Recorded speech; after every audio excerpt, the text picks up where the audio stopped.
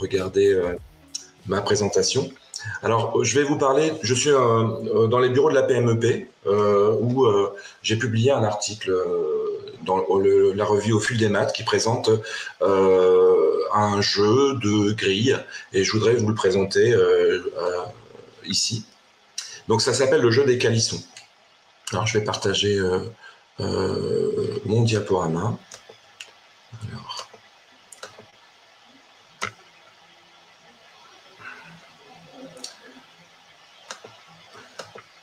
voilà, alors une seconde, voilà. Alors, en fait, c'est une espèce de jeu de grille qui ressemble un peu à un sudoku, mais c'est un jeu où au lieu de trouver des nombres à placer, on va essayer de placer des cubes. Et c'est un jeu de vision dans l'espace. C'est ce qu'on peut appeler un jeu un sudoku en perspective isométrique. Donc le calisson, vous connaissez peut-être cette confiserie, le calisson d'Aix, il est très connu, base de pâte d'amande et de melon confit, mais bon, ça a une forme particulière. Alors ici, on a une forme un peu ovoïde, oblongue, mais si on regarde la boîte, c'est plutôt un losange. En fait, en mathématiques, le calisson, c'est un losange qui est particulier. C'est deux triangles équilatéraux collés l'un à l'autre. Et en fait, donc à partir de là, on peut paver un hexagone. On peut le paver de deux manières différentes. Et il y a un théorème qui est connu depuis très longtemps, qui s'appelle le théorème du calisson. Donc le théorème du calisson, c'est si vous avez un hexagone, vous pouvez le paver avec des calissons. Mais si vous le pavez avec des calissons, eh ben, vous allez avoir des calissons qui vont être posés dans trois positions différentes.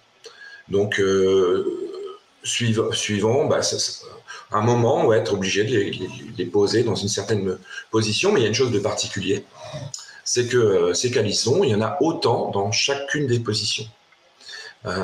Et en fait, on peut même dire, ici j'ai dessiné un hexagone de côté 4, si je prends 1, le côté du calisson, donc j'ai posé 4 calissons les uns à côté des autres pour former un côté. Et en fait, quand on remplit cet hexagone de côté 4, on peut compter combien il y a de calissons dans chaque position, et en fait, il y en a 16 dans chaque position. Alors, il y a une démonstration qui peut être compliquée, mais il y a une démonstration qui est assez magique. Donc, en tout, on a 48 calissons. Alors, la preuve visuelle, c'est que j'ai dessiné ici le calisson, mais en fait, on imagine qu'on va se déplacer avec un drone ou faire le tour. On imagine que c'est un entrepôt sur lequel on a posé des cubes les uns à côté des autres. Donc, quand on a posé des cubes les uns à côté des autres, les uns sur les autres, on a poussé, ça c'est important, contre les murs. Et à ce moment-là,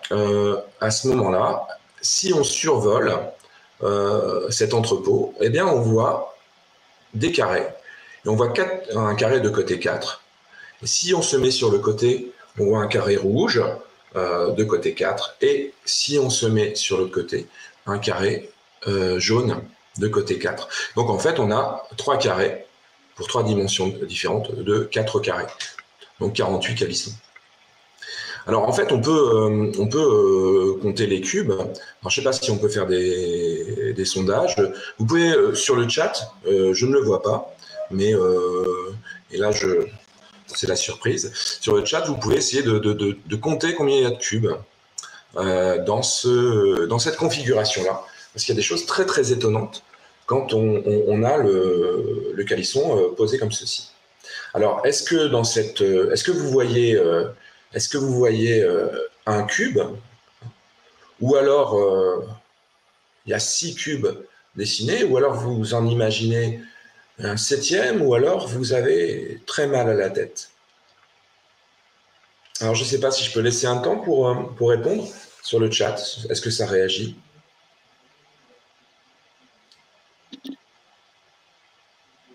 Alors, on regarde bien. Moi, c'est une figure que je trouve très, très intrigante.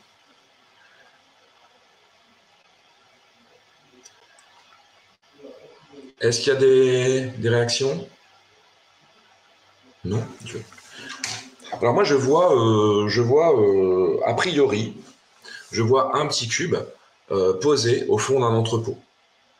Mais on peut tout à fait se dire qu'on est en dessous d'un cube et vidé d'un cube. Et donc on en verrait 8 moins 1, 7. Et puis 1 qui est caché derrière, on en verrait 6. Mais on peut imaginer 7 cubes. Mais alors moi, je m'imagine que je survole un entrepôt et je vois un petit cube posé au fond. Et c'est cette vision-là que je vais privilégier. Alors, en fait, il y a plusieurs façons de voir un calisson. Et là, on peut faire aussi une chose intéressante, c'est que on a des grilles de calisson, et en fait, on peut imaginer qu'on est au-dessus d'un entrepôt rempli de cubes, et on peut compter les cubes. Alors, on va compter les cubes dans chacune des positions. Ici, on peut en compter 6, plus 5, plus 2, ça fait 13. Ah, mais peut-être que certains voient le truc à l'envers, et puis quand je le dis qu'on le voit à l'envers, ben, ça se retourne, ça fait assez mal à la tête. Si je me dis vraiment que je surplombe, là je vais compter 9 plus 5, ça fait 14. 9 plus 5, 14. Ici, ça va faire 5, 5, 3, 13. Donc, il y a une vision dans l'espace, un travailler en perspective isométrique. Donc, ça, c'est un système de perspective qui est beaucoup utilisé, hein, qui est utilisé en particulier dans l'art japonais. Et alors, en fait, c'est 13, 14, 13, 14, 13, 14. Mais, en fait, est-ce que vous avez remarqué une chose? Est-ce que vous avez remarqué qu'il s'agit de la même configuration?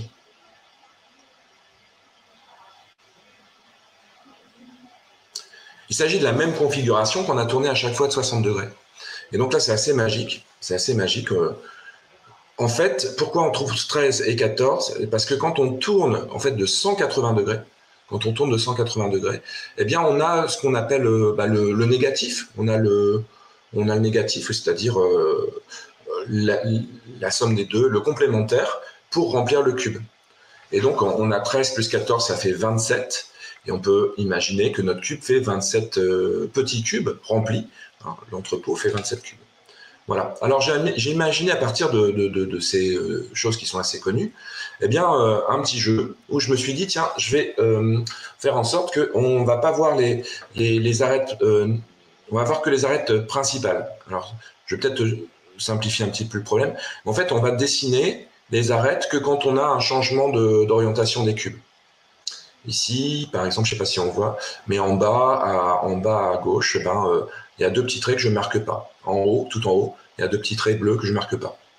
Et donc, on obtient une figure un peu simplifiée, comme si les cubes qu'on a posés dans l'entrepôt étaient posés de façon hermétique, on ne voit pas la différence. Et à partir de là, le jeu du calisson, c'est un jeu de grille où on doit remplir notre grille. Alors, j'étais beaucoup inspiré par les jeux de Tangente et Jeux, les jeux de Bernard Novelli qui faisait des jeux comme... il y avait des jeux comme le jeu du gratte-ciel, le jeu des haltères, et c'était des grilles à remplir comme ça. Et donc, je me suis inspiré de ça pour inventer ceci. Alors, je me suis aperçu que, en fait, quand on met des contraintes, ce que j'appelle des contraintes, c'est des segments qui sont posés et qui disent on a un changement de direction des cubes. Mais quand on met certaines contraintes, on est imposé de positionner nos cubes dans une certaine manière. Et en particulier, une autre règle, c'est qu'on n'a pas le droit de... les cubes, on va les pousser sur les bords, les bords du fond. Et c'est-à-dire que, par exemple, la configuration du bas, elle est interdite. Parce que le petit cube qui est devant, je serai obligé de le pousser à gauche ou à droite. Et il y a une autre chose qui est intéressante, c'est que mon calisson, c'est des losanges. Et la figure, elle est composée que de losanges. dans toutes celles-là, on peut la décomposer en losange, tandis que dans la configuration du bas, on a 4 triangles équilatéraux, et ça, c'est des coups interdits. Et en fait, quand on pose les calissons mâles, eh bien, à un moment, on est contraint à avoir des triangles, et ça permet de se dire, tiens, ben, ça marche pas bien. Alors, voilà. Alors, quand je construis mon jeu, je le construis avec en fait des grilles comme celle-ci, et puis des puzzles. Mais je les ai pas pris, des puzzles en couleurs, 3 couleurs différentes pour les trois directions différentes. Mais c'est tout nouveau, c'est presque un scoop. La semaine dernière, je me suis mis au défi de le programmer sur Python. Et puis, il y a un collègue qui est très doué, Arnaud Durand, des frères Dudu, qui m'a programmé sur Internet. Et donc, il y a maintenant un site qui permet de faire les grilles. Alors, est-ce que je peux partager encore mon écran? Donc, je vais encore partager mon écran. Non. Alors, comment je fais? Voilà. Hop. Alors, pourquoi ça ne marche pas? Voilà. Donc ici, j'ai une grille de calissons. Alors, avec des contraintes, c'est une grille simple, 2 x 2. Et donc, c'est la première qui est sur le document que vous avez téléchargé. Et donc, qu'est-ce que ça veut dire? Alors, comment on fait? Il y a plusieurs manières de réfléchir pour remplir ça. Mais l'une des manières, c'est de réfléchir avec les faces. Et donc, sur Internet ou sur notre portable, on tape calisson.org, matix.org, calisson blog, et on va avoir plein de problèmes comme ça. Et donc, on peut, sur l'ordinateur ou sur le téléphone, eh bien, choisir, soit avec un clic droit, soit en choisissant le mode losange ou arête, placer soit un losange de couleur, soit une arête. Et donc, par exemple, il y a des choses qui sont intéressantes. C'est que ici, si je regarde, on le voit le point clignoté. Le point qui clignote, eh ben, il y a un losange qui est contraint. Il peut être placé que là. Il y a une règle qui s'appelle la règle de l'angle, que j'ai appelée la règle de l'angle aigu. C'est-à-dire, quand on a un angle aigu, ben, on peut placer le calisson que dans une position. Et donc, on a placé ce calisson-là. Et puis, une deuxième règle, que j'ai appelée la règle du pli, qui dit que quand on a une arête, eh ben, le calisson va changer d'orientation. Donc, il va changer d'orientation et puis il va changer de couleur. Et donc ici, je clique sur le centre du losange, clic droit. Donc là, j'ai un deuxième calisson orthogonal. Enfin, je peux imaginer que j'ai une face deux faces orthogonales. Et puis en haut, là, je vois encore un angle droit. Donc, un angle aigu, pardon. Je vois encore un angle aigu. Ça contraint mon losange, et donc je n'ai qu'une position à placer. Qu'une seule façon de poser la chose. Alors après, ce que je peux dire, c'est que, ah oui, tiens, qu'est-ce qui s'est passé? Eh bien, j'ai changé 3 fois de direction. Alors, quand on a, ça s'appelle la règle du bord. Quand on a un bord, une contrainte sur un bord, eh bien, en fait, il n'y a qu'une seule façon de placer, c'est que ça change de position. Les calissons sur le bord changent de position. Et là, je peux placer mon arête. Et alors, je peux faire la même chose en bas à gauche. Ah, tiens, changement de direction. La règle du pli. Voilà. Et puis, alors ça, on peut le faire sur papier, on peut le faire en coloriant avec 3 crayons de couleur. Ou encore mieux, alors moi, j'aime bien faire des nuances de papier, de crayon de papier. Et ça fait des nuances... ça fait un dessin en noir et blanc qui est assez joli. On peut changer, alors on peut faire des nuances ou alors on peut changer l'orientation. Alors est-ce qu'on colorie de façon parallèle à la petite diagonale ou orthogonale à la petite diagonale, comme on veut. Donc ici je peux placer le 3e calisson et là on voit que bon ben On a des choses qui sont bien entamées. J'ai plus qu'une possibilité. Je pouvais placer ce losange-là. Donc, voilà, ceci. Et puis maintenant, on peut encore placer d'autres calissons. Un ici, pardon, clic droit. Clic droit. Voilà. Donc une fois qu'on a bien colorié nos losanges, eh bien, on va se mettre à colorier les arêtes. Alors ça, c'est le premier niveau, je dirais. Utiliser au maximum les contraintes pour placer au fur et à mesure les losanges qui sont facilement, enfin, il n'y a qu'une seule position, la position n'est pas équivoque. Et puis petit à petit, une fois qu'on a placé les losanges, colorié les losanges, eh bien on va travailler sur les arêtes. Une fois qu'on a dessiné les arêtes, eh bien on a terminé. Mais ça, c'est une façon de voir le problème, mais on aurait pu tout à fait le voir autrement.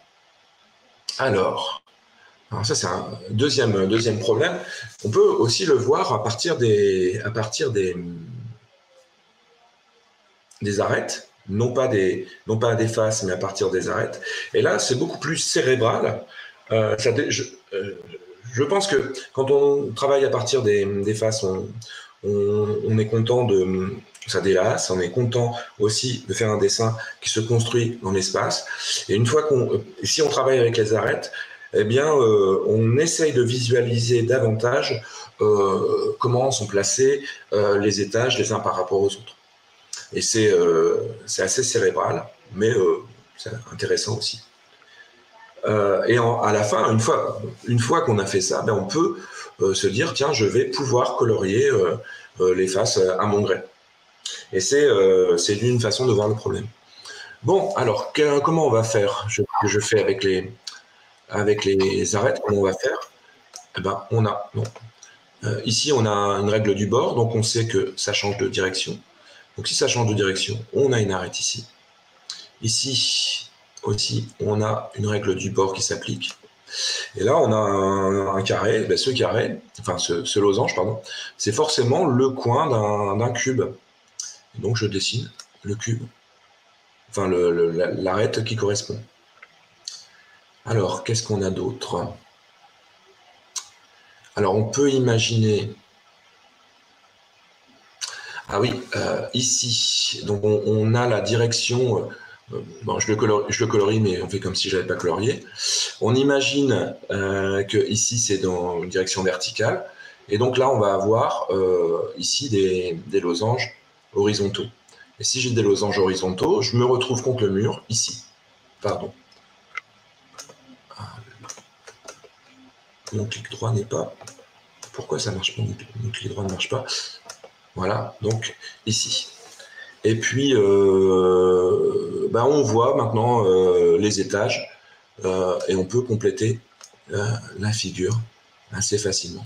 Voilà, donc ici j'ai complété alors des calissons assez simples, mais il y en a d'autres, alors des 3-3, et puis il y en a même des 5-5. Alors là, les contraintes sont plus...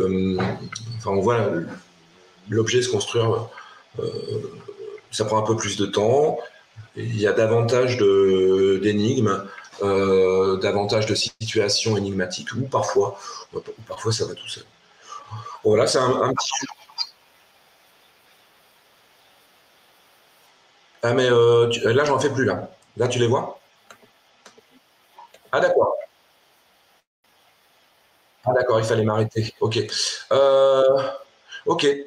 Ben voilà, je pense que j'ai... Ah oui, je pense que j'ai terminé.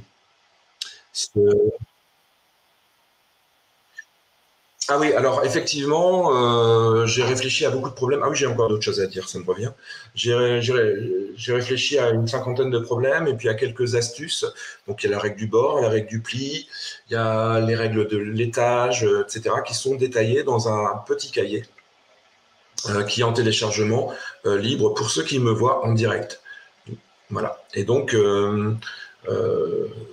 sur le site de GEM, je pense que vous aurez en téléchargement ce petit cahier sur lequel vous allez passer quelques bonnes demi-heures, je pense. Voilà. Alors, qu'est-ce que j'ai d'autre à dire? Bon, donc, je pense avec ce jeu qu'on développe la logique et puis la vision dans l'espace, et puis aussi que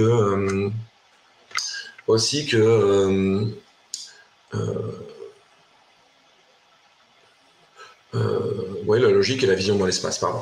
Et puis on s'amuse, des maths en s'amusant, c'est joli, et peut-être que des gens qui sont assez... mes élèves qui ne sont pas forcément très forts sont passionnés par ce jeu. Oui, je t'entends, Rouya. D'accord. Donc là, en effet, quand tu as manipulé, on n'a pas vu, tu n'avais pas changé l'écran, donc on n'a pas vu, on a vu que la première grille colorée. Ah pardon, oui. Ouais. Voilà. Tu veux que je le refasse? Bah, est-ce qu'on a... Attends, je vais te dire rapidement. Est-ce qu'on a du temps? Et si on a du temps, tu vas le... Ouais, on a du temps, donc tu peux le faire s'il te plaît, parce qu'il y a des collègues qui font le retour. Je te remercie. Oui, bien sûr. Et puis ça sera coupé au montage, c'est ça? Oui, t'inquiète. Alors attends, il faut que je me... Comment je fais pour... Alors je télécharge dans Windows. Et est-ce que c'est celle-ci? Oui, alors reset. Ah oui, c'est bon. Alors là, vous voyez pas. Et là, vous voyez pas. Et là, vous voyez? Est-ce que vous voyez là? Vous voyez Oui, c'est bon. la grille? Oui. Ok. Donc, alors cette deuxième grille, bon, c'est une grille de 2, on peut en imaginer des plus grandes. On peut essayer de la faire sans les losanges. Donc, en imaginant que ici, on a un coin, c'est la règle du bord. Donc, pardon. On a ceci. On a un autre bord qui s'applique. Donc, on applique la règle du bord. Un losange qui est ici, eh bien, qui est forcément la troisième phase d'une vision d'un cube. Et donc, on peut définir cette arête du cube. Et puis là, est-ce que je vais mettre une arête ici? Est-ce que je vais mettre une arête là? Est-ce que je vais mettre une arête là? Si je mets une arête ici, par exemple, si je mets une arête ici, je vais arriver à une contradiction. Pourquoi j'arrive à une contradiction? Voilà, parce que, par exemple, si je colorie les faces, il va me rester un triangle. Alors, parce que j'ai un nombre impair de triangles.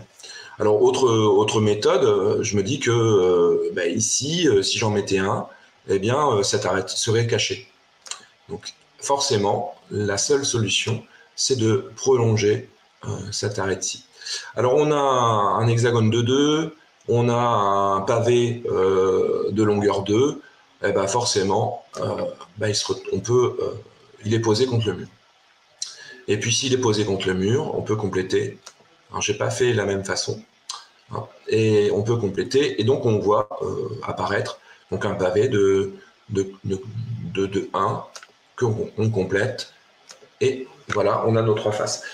On a notre calisson qui est complété. Alors, c'est des raisonnements qui ne sont pas tout à fait les mêmes.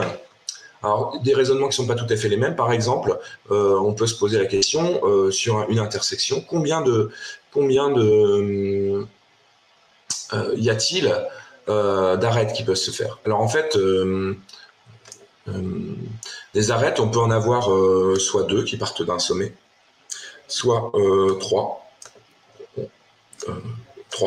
ou alors soit rien du tout, ou soit 6. On peut avoir cette configuration-là. Peut-être qu'on ne la voit pas bien, mais en fait, si par exemple on a 4 arêtes qui partent d'un sommet, on peut compléter. Donc c'est des raisonnements qui sont pas tout à fait les mêmes, qui sont bien détaillés dans le cahier. Bon, et puis de toute façon, on peut les retrouver. Et je ne suis pas au bout de mes surprises. Et je trouve encore des petites astuces pour remplir ceci. Alors, un groupe d'informaticiens, il y a 3 informaticiens qui m'ont contacté pour étudier ce problème d'un point de vue algorithmique. Est-ce que c'est faisable de faire des grilles, de générer des grilles et de les résoudre? En particulier, c'est un des problèmes qui peut être fait. Est-ce que c'est faisable de le faire automatiquement? Moi, je le fais avec ma petite sauce, en mettant des puzzles et en complétant au fur et à mesure. Mais est-ce que ça peut être intéressant de le faire autrement? Parce que quand on complète des puzzles au fur et à mesure, eh bien, le cheminement de pensée pour résoudre le problème, c'est de reprendre la même construction que j'ai faite, en gros, à peu de choses près. Alors que s'il y a d'autres méthodes, peut-être que... Alors parfois, il y a des essais d'erreur. Ça arrive qu'on fasse un essai et puis ça nous mène à... On a 2 hypothèses pour un placement de losange ou un placement d'arête. Et à ce moment-là, on peut avoir des contradictions. Et à ce moment-là, on revient, comme quand on fait un sudoku et qu'on n'a plus d'indice, on fait des hypothèses. Mais c'est quand même assez rare parmi les grilles que j'ai faites, parce que la méthode que j'ai utilisée pour la construction est une méthode qui reproduit avec mon puzzle le cheminement qu'on peut utiliser avec des crayons de couleur. Voilà. Je te remercie. Je te remercie beaucoup. Et dans le comité scientifique de l'association Les Maths en Seine, il m'en a parlé et il m'a poussé à te faire inviter. Il m'a dit vite, il faut que tu lui demandes. Nous, on ne peut pas intervenir et il faut qu'il en parle. Donc voilà. Donc j'espère qu'on aura la possibilité l'année prochaine, dans la 3e édition de GEM, de présenter cette partie-là. Je serais ravi de voir ça, moi. Parce que je pense qu'on aura des vraies surprises. On aura des vraies surprises. Oui, je pense aussi. Alors, il y a tu as un petit coucou de Christian Merca. Alors, j'ai fait de la recherche sur les statistiques des dimères. Les calissons en font partie. Voilà. Les statistiques des dimères et les calissons en font partie. Donc, tu pourras échanger avec Christian Merca par rapport à ça. Donc, je ne sais pas si vous avez des questions. Alors, je ne vois pas le lien vers le cahier. Oui, ça serait Anthony, si tu peux nous mettre le lien vers le cahier, il sera sur le site. Après, j'ai une question, là, le cahier que tu as pu m'envoyer et que je sais que quelques collègues ont pu avoir. Si des collègues souhaitent avoir le petit cahier calisson, comment il passe par toi? On le retrouve quelque part? On peut le télécharger quelque part? Ils m'écrivent. Après, je ne cache pas que je pense que ce jeu, il pourrait être à côté des sudoku dans des journaux quotidiens, par exemple. Donc, j'imagine. Ouais. Donc, c'est mon but, a priori, mais bon, je ne vois pas d'inconvénient à ce qu'on partage les premières grilles. Il y a des collègues qui l'ont donné en lot, par exemple, pour des rallyes mathématiques. Voilà. Moi, ça m'intéresserait d'en avoir pour le festival l'année prochaine, pour les profs qui viendront. On en discutera. Ouais, d'accord. Et puis, n'hésitez pas de contacter Olivier. Olivier, vous avez, je leur donnerai ton sur Twitter. Vous pouvez échanger avec lui facilement si vous avez des questions. Ouais, donc j'ai un compte Twitter du Calisson et puis un compte Twitter à mon nom, oui. Et donc le blog qui vient de sortir, un travail formidable d'Arnaud et qui permet de faire les grilles en ligne. Ah, super. Ouais. Donc c'est matix.org Calisson blog. Mince. C'est Matix, oui, je l'ai. Je vais le mettre, là, j'ai trouvé. Et donc là, pour l'instant, j'ai 33 grilles. Et j'en fais une par jour. Et donc, on peut jouer sur la pas la calculatrice. On pourrait, je pense que mon programme Python marcherait. Bon, enfin, on peut jouer sur le téléphone ou l'ordinateur. Ouais, mais ouais, après, s'il y a des enseignants ou même des chercheurs ou des curieux qui veulent te proposer même pourquoi pas des grilles ou des propositions de programmes, etc. N'hésitez pas d'échanger avec Olivier. Moi, je l'ai passé à Arnaud Charita, on a travaillé un petit peu, il était vraiment très intéressé et il a vu quand même une continuité aussi. Donc, je pense que j'ai vu des professeurs des écoles qui ont fait beaucoup de travail sur la rosace, en fait. Ils ont dessiné les calissons en partant de la rosace. Et c'était un projet très, très, très fédérateur, et je pense qu'ils ont fait des choses vraiment très jolies. Voilà. Bon, je te remercie. Merci beaucoup. S'il n'y a plus de questions, donc vous allez avoir la correction des grilles sur le site et je vous les partagerai directement sur le blog. Et puis, comme je vous ai dit, vous n'hésitez pas de contacter Olivier via son compte Twitter ou le compte Twitter des Calissons. Et je vous remercie et je te remercie, Olivier, d'avoir accepté à nouveau de participer à cette journée GEM. Très bien. Au revoir. Au revoir.